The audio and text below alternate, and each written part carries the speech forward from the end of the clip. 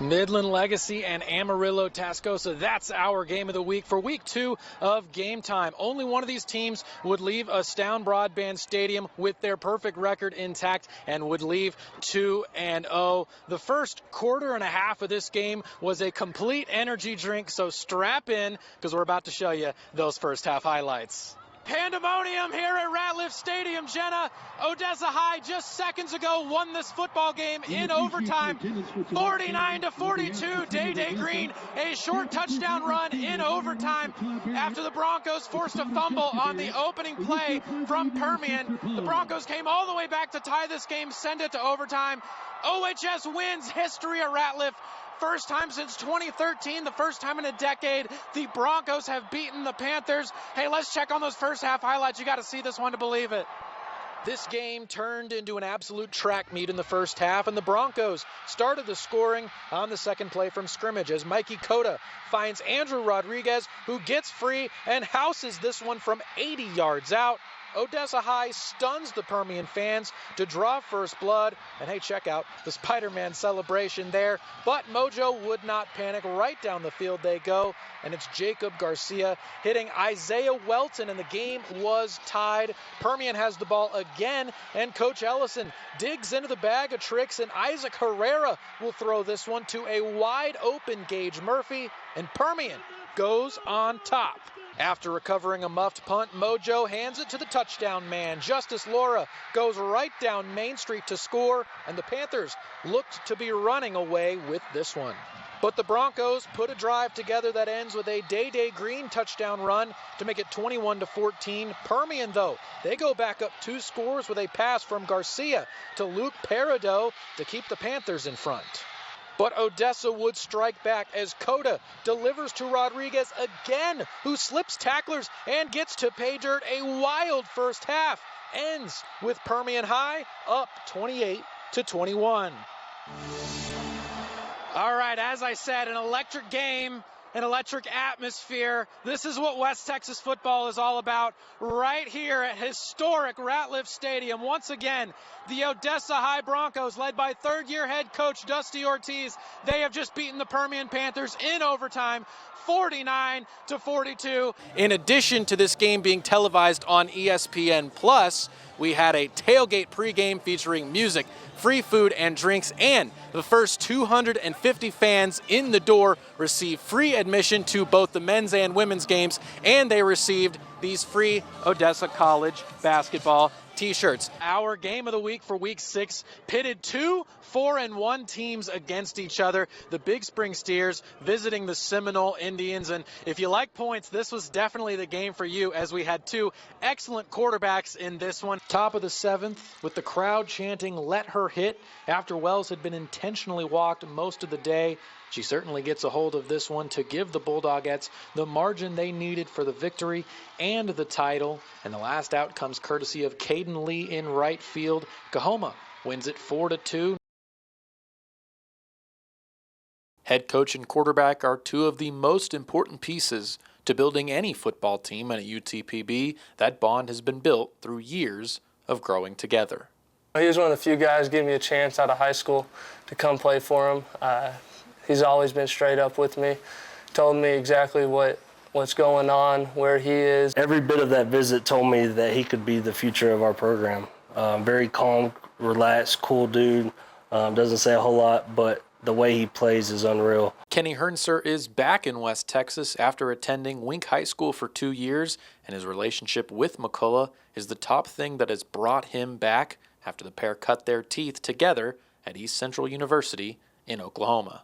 I played for him for 4 years over in East Central. Grew a connection. He started out young, about my age now whenever I met him, so kind of grew together, him as a coach, me as a player, and just wanted to play that last season with him. I literally was a quarterback coach and low man on the totem pole, and we worked our way up together. He started 36 games now for me, so he knows my playbook as well as I do. So having him is everything. A special relationship formed in the Sooner State now heads south to the Lone Star Conference, where with Hernser helping lead the way, McCullough says the expectations are high for the future of the Falcons. The sky's the limit. It really is. Talent-wise, this is the most talented team I've ever had. most depth I've ever had. But we've only been here for 5 months, and half the battle that you have as a head coach isn't the talent you have or the scheme you have, it's the gelling of the players and the culture. And we built a culture on family here, and family doesn't come overnight. Family doesn't come over 5 months. I know that this team really wants to win. The guys who have been here, the guys coming in, we all want to win. And so, I mean, just anything's possible this year, but just keep growing throughout this summer, get all the guys up here, and just grow as a team. One thing's for sure, family will be the mantra for UTPB under McCullough, and he and Hernser are practically that, heading into year 5 together in a new setting this go-around in West Texas. In the world of minor league baseball, the product on the field is only part of the reason to come to the ballpark. From funny team names like Space Cowboys and Trash Pandas to events and promotions to make every game an exciting one, it's truly a unique experience. The Midland Rockhounds are no different. In fact, they may be leading the pack when it comes to stadium events. Dan Kanapski is the Rockhounds Director of Operations, and he's in charge of coordinating events like these, and his top concern is making it fun for all ages. It's great for families to come out here. We've got activities for the kids, whether that's, with the mascots, with the different promotions, with, the train, the splash pad, the playgrounds in the outfield, anything like that. It's kind of a kid's dream to come out to the ballpark and see all that kind of stuff. The Hounds will have plenty of special promotions coming in 2023, some of them sooner than you may think. Right off the bat, the first Saturday is going to be Hawaiian night. So you'll see kind of the music will all be different. They'll have special headshots on the video board in character, some other fun things going around. There's plenty of special things going on for the adults as well, including the fan favorite drink specials that occur on Thursday nights.